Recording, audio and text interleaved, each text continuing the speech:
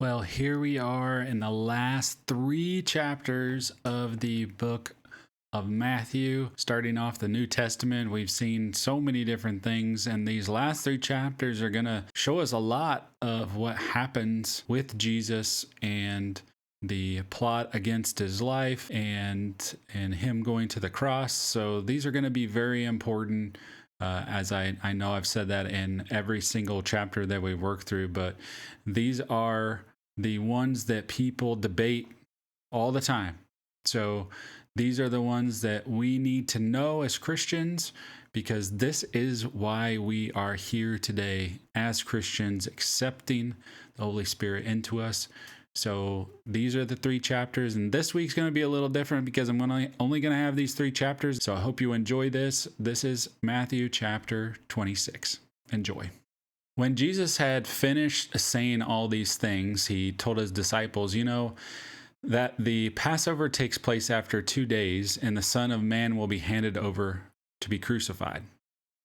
Then the chief priests and the elders of the people assembled in the courtyard of the high priest, who was named Caiaphas, and they conspired to arrest Jesus in a treacherous way and kill him. Not during the festival, they said, so there won't be rioting among the people.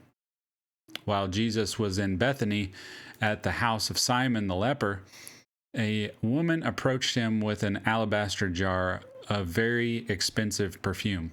She poured it on his head as he was reclining at the table. When the disciples saw it, they were indignant. "Why this waste?" they asked. "This might have been sold for a great deal and given to the poor." Aware of this, Jesus said to them, "Why are you bothering this woman?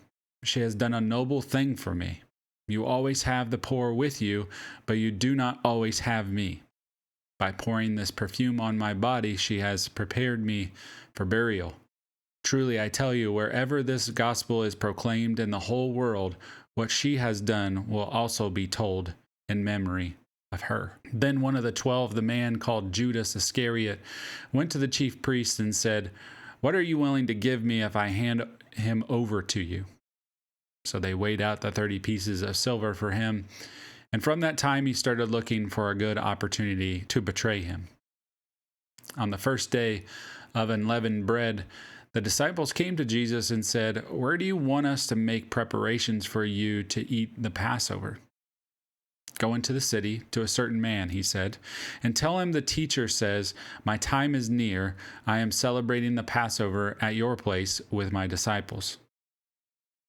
So the disciples did as Jesus had directed them and prepared the Passover.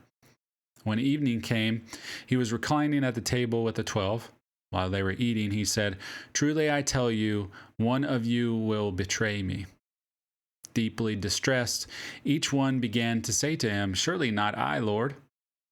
He replied, "The one who dipped his hand with me in the bowl, he will betray me. And the Son of Man will go as it is written about him. But woe to that man by whom the Son of Man is betrayed.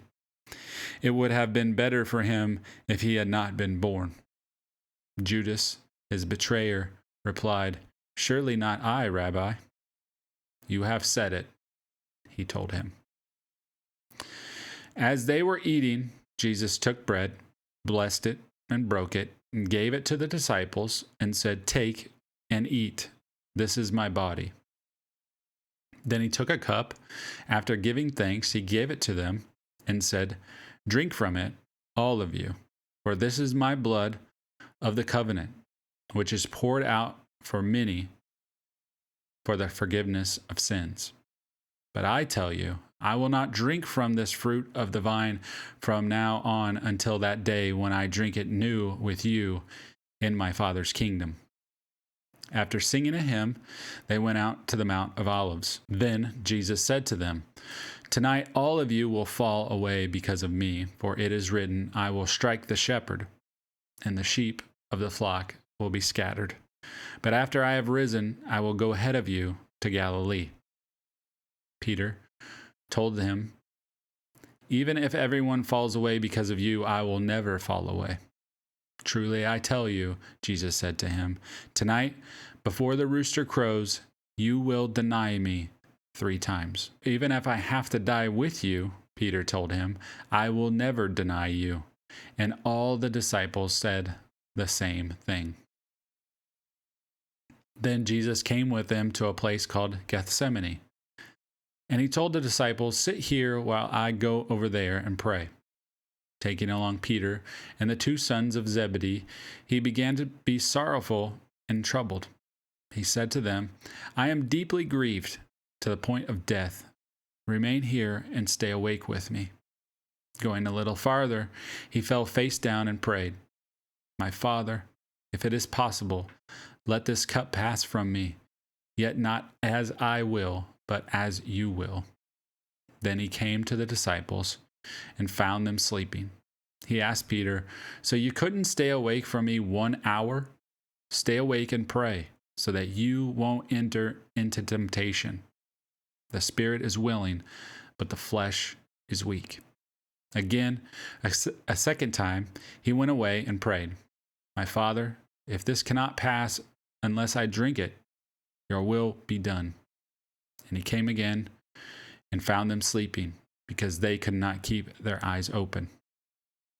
After leaving them, he went away again and prayed a 3rd time, saying the same thing once more. Then he came to the disciples and said to them, are you still sleeping and resting? See, the time is near. The Son of Man is betrayed into the hands of sinners. Get up, let's go. See, my betrayer is near. While he was still speaking, Judas, one of the 12, suddenly arrived. A large mob with swords and clubs was with him from the chief priests and elders of the people. His betrayer had given them a sign. The one I kiss, he's the one. Arrest him.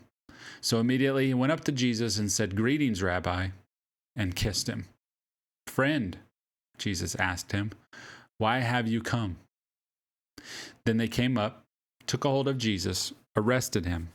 At that moment, one of those with Jesus reached out his hand and drew a sword.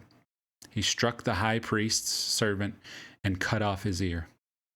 Then Jesus told him, put your sword back in its place, because all who take up the sword will perish by the sword.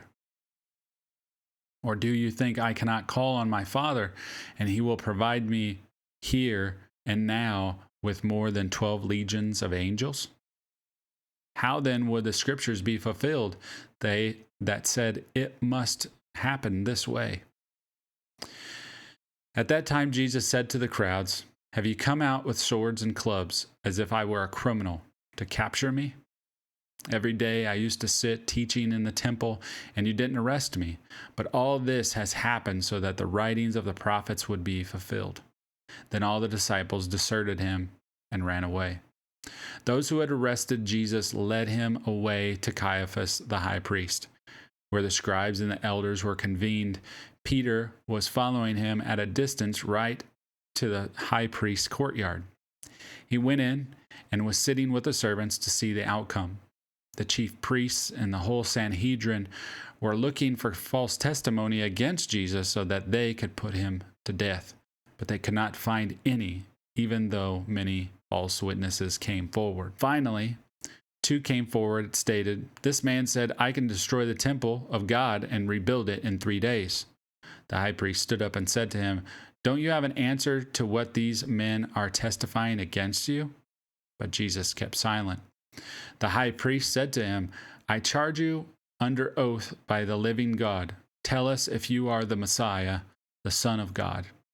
I have said it, Jesus told him. But I tell you, in the future, you will see the Son of Man seated at the right hand of power and coming on the clouds of heaven. Then the high priest tore his robes and said, he has blasphemed. Why do we still need witnesses? So now you've heard the blasphemy. What is your decision? They answered, he deserves death.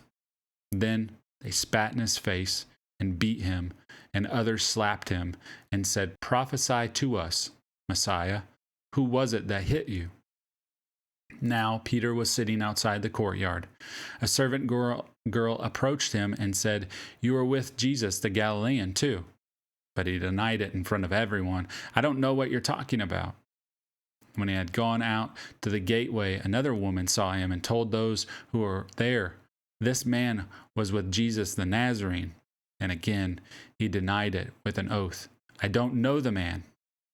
After a little while, those standing there approached and said to Peter, "You really are one of them, since even your accent gives you away." Then he started to curse and to swear with an oath, "I don't know the man." Immediately a rooster crowed. And Peter remembered the words Jesus had spoken, "Before the rooster crows, you will deny me 3 times." And he went outside and wept bitterly. So we're coming to this time of Easter. And this is the time where we're going to hear the Easter story. And this is the Easter story. This is resurrection time. This is the time when Jesus goes to the cross. So you're going to see this story be told all around the world. So if you know it yourself, you know how the story ends. And this is the beginning of that story. So thank you so much for joining us today. I hope you take this into your heart and just ponder it. Think about what Jesus went through and what the disciples did to him and how it associates with what we do to God every day. I hope this blessed you today, and we'll see you on the next one. God bless you.